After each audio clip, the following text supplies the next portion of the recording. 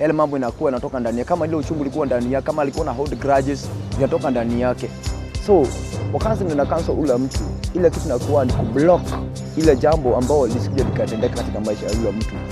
The fact of the matter is that we are all human beings, and you have to have those, emotions that. I've been touching people here because I've been preaching to them. This is something that I was able to look and consider even before I got saved. And I tried to look at the institution of marriage. And I found that in majority of the families where there is success, emotionally, material-wise, or financial-wise, you find that the majority of those families are very, very intact. And therefore, a family institution being the first institution that even God initiated into the world, I believe he had a purpose to that particular institution to be the start of everything. And even the kind of vices that we're having in this country and even the world over, if the family institution can be strengthened and you form that as the core basis of our development, financial-wise, economic-wise, social-wise, psychological-wise, or anyhow, if we can be able to strengthen the family institution and be able to inculcate the good values and the vices that are supposed to be inculcated in a certain family, then I believe the kind of problem that this world is facing could be normal. Okay, most of the people ambao wako mahali hapa ndani is about crime. Na as our clients, the wa counsel na the waonyesha jua kama vile neno la Mungu linavyosema in the book of Proverbs chapter 20 verse 5, counsel in the heart of a man is like drawing water in a deep well, and a man of understanding will draw it out. So once una mtu ndani yake, kama ni watu wake walikuwa wamekosana pale ndani, inakuwa ni hali ambapo ule mtu asipoeleza yale mambo yako ndani yake, inakuwa ni shida sana. So you have to counsel that person, dim down the heart, aweza kudraw out kila kitu iko ndani yake. Once ana speak out, mwenyewe ananena, yale mambo inakuwa inatoka ndani yake. Kama ile uchungu ulikuwa ndani yake, kama alikuwa na hold grudges zinatoka ndani yake. More than that, you have to show that person, because you are not the part of the problem. Yeye ndiye ana shida. So umwelekeze ili solve the problem. Kama ni watu wake walikuwa wamekosana nao, umwonyeshe jinsi ambao ni ya kuweza kuleta reconciliation through forgiveness. Nikaona ni jambo ambalo ni muhimu sana kuongea na watu ambao pale nje. Maybe unarudi mahali pale bibi yako alikuwa na mtoto wako pia alikuwa na mtoto, unaona ni kama bibi aliolewa na mtoto akaolewa. So ule mtu akitoka hapa ndani na ule bibi yako kumwambia naolewa, akitoka pale ndani amespend most of his life na ule bibi, pesa zinaenda, kila kitu inaenda. So ule mtu kutoka pale nje anakuwa na uchungu sana. So it can even leverage. Na hii leverage, once, as you know, leverage is a very dangerous motive. Mtu kutoka pale nje anaweza fanya kitu ambacho ni kibaya sana. So wakati nina cancel ule mtu, ile kitu inakuwa ni kublock ile jambo ambalo lisije likatendeka katika maisha ya yule mtu. Na tena inakuwa ni hali ambayo ni ya kuokoa maisha ya mtu mwingine ako pale nje. Wakati wa matoleo ilikataliwa, Kaini alimkasirikia Abel. Na siku moja akamuita vizuri, akamwambia tuende kiwandani. Wakati walienda, Biblia inasema Kaini alimuinukia. Labda Abel alimwangalia, alimuita, "Kwe, ndugu yangu unaniua." Kaini angeweza kushinda hiyo hasira. Na ilikuwa ni wakati fulani, haikuwa wakati, alikaa na hii hasira, alikuwa na hasira katika moyoni.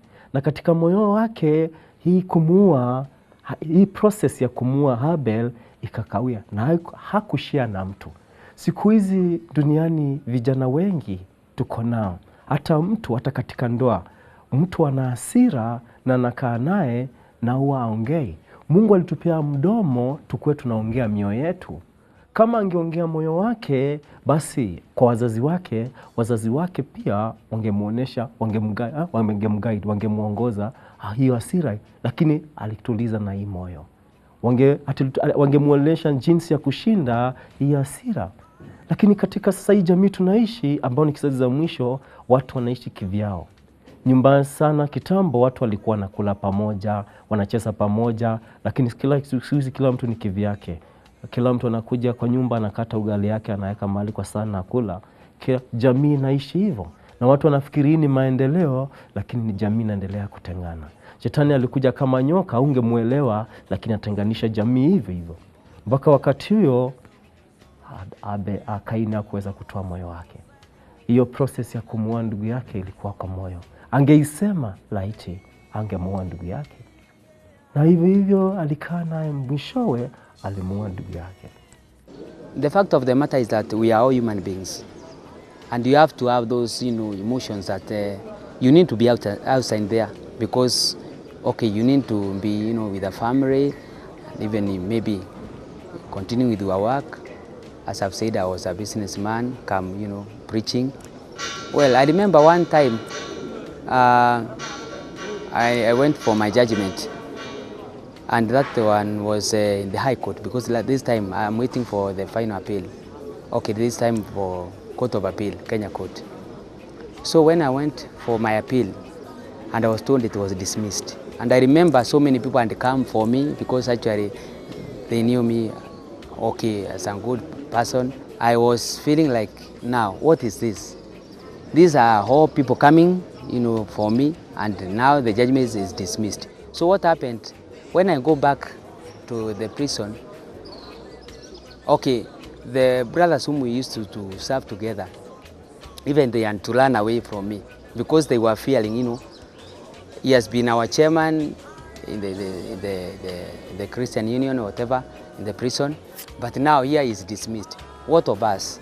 He has been praying God. So when I was resting there, and God gave me a word in the book of, I think, 1 Peter 3, I think 15, 14, starting from there, that I should be happy when I suffer because of doing good, instead of, okay, being suffering because of doing bad. So, well, I got relieved, because I had, that one is a word from God. And actually, I felt comfortable, and instead actually went to encourage them. We say, don't judge until you have walked in my shoes. You don't know what I've gone through if you've not walked in my shoes. So don't stand there and point a finger at me. Onyancha and many inmates have voiced this, because many are times that us guys who are outside there, the outside society who's never stepped into the prison, we point fingers and term these people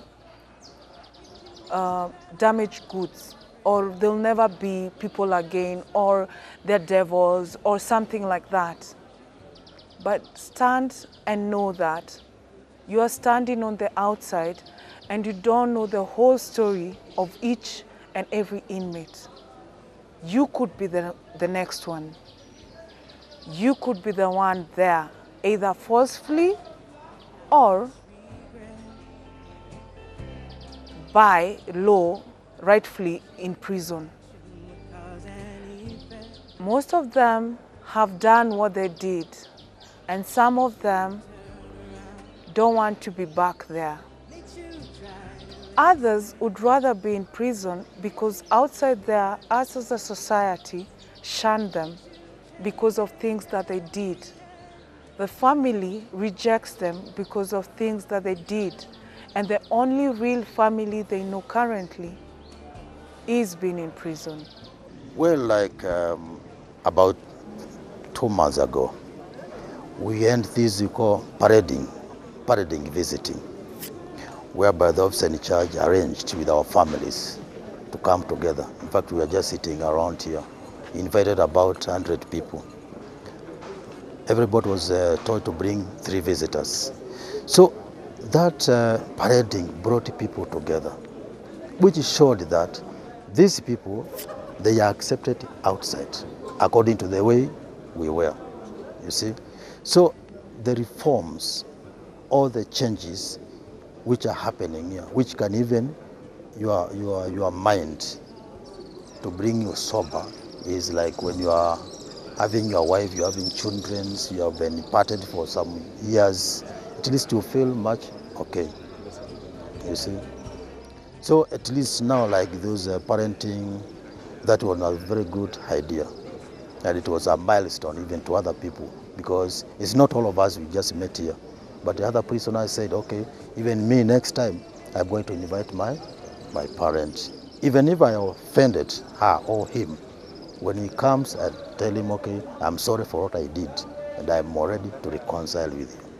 But like long time ago, there was no child who was supposed to get inside here. So maybe you were arrested when your child was 6 months ago, 6 months old. Now you have stayed here for 10 years. 10 years, you see, it is somebody who is standard 4 or 5.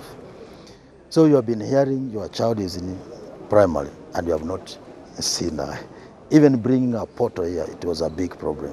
By now there is no problem. You can be given a photo of your children, the way they are. You can make arrangement of visiting with the welfare office. You sit with them, you enjoy them. So that one, mentally, it's quite okay. Thanks to the government for introducing new reformations within the prison, like the remote parenting scheme, where you hear a prisoner testifying how good that has been for them to see their child after a long time of not being in connection with them.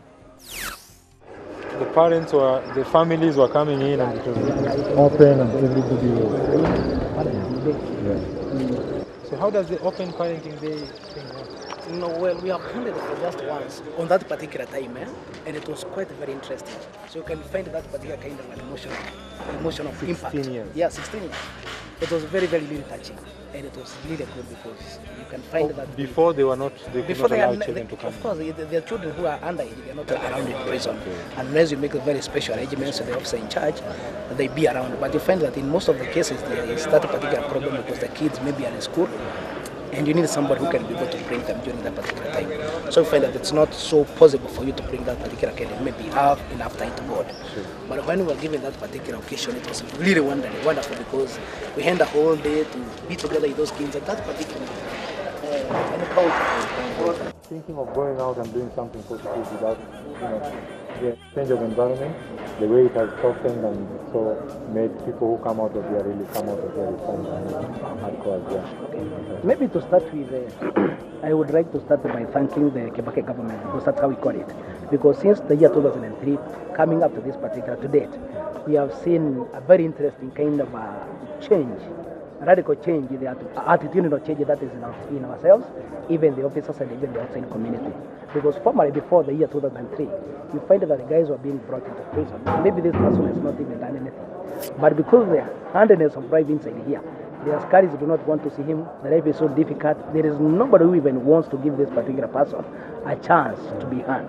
So you find that this particular person is becoming a handicap criminal when he is here. And this person is not coming as a handicap criminal. Even when it comes to the release of this particular person, he is so hardcore inside himself. And even when he goes outside there, the society is also against him. So you find that this person had to get away to be accepted by force and not by the community. And that is how you find that